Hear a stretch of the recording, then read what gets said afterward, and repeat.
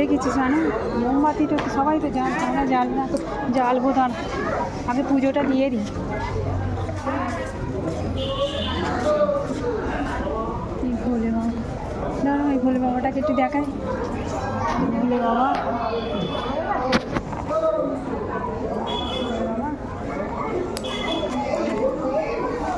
আজকে মকর সংক্রান্তিতে গঙ্গা পূজা হচ্ছে, তোমাদের গঙ্গা পূজা দেখালাম, গঙ্গা পূজা হচ্ছে।